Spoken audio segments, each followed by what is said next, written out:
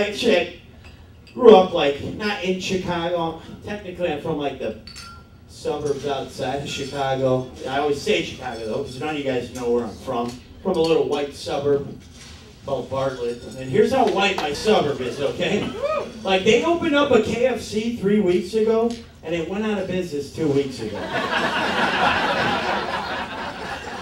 It's like the white people in my neighborhood, they just don't like the chicken fried, I guess. It's gotta be like grilled and some kind of wrap with like low fat ranch or something, yeah. You know, make it like Panera does.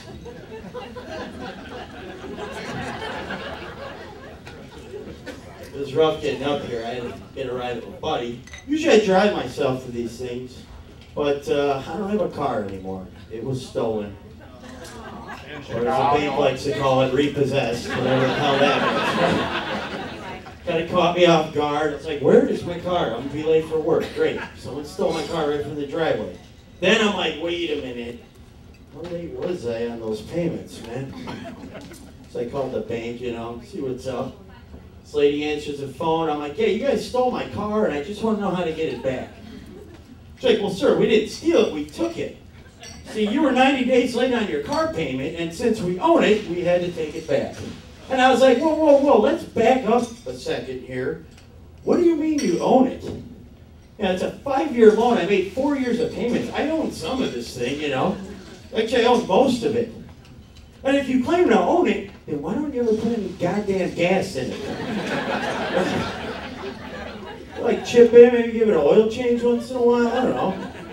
Why'd you take it out? Why'd you take it like 2 weeks ago before I spent $200 of my money putting new brakes on your vehicle?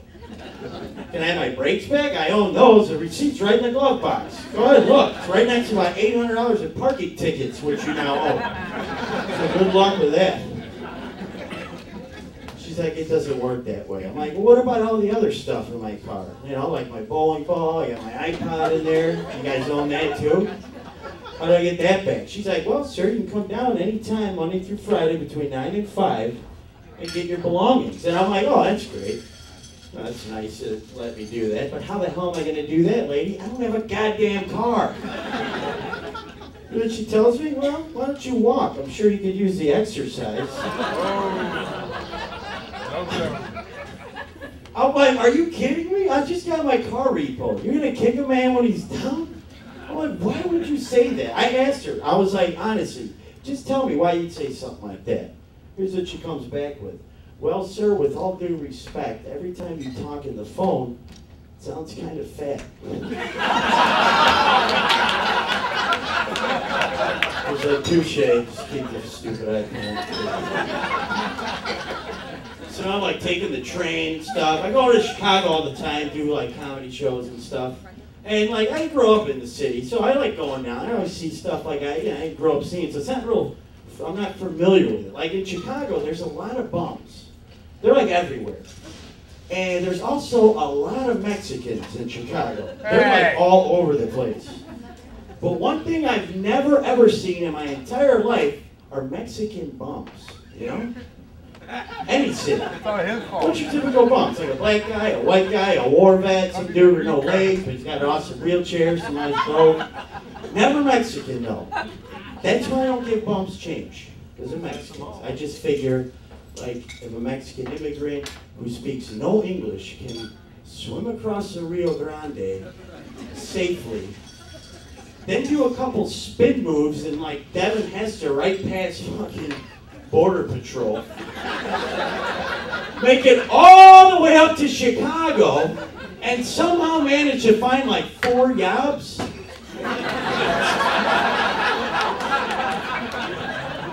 Why can't you, bum? Well, you speak English, get a job. Yeah. Right.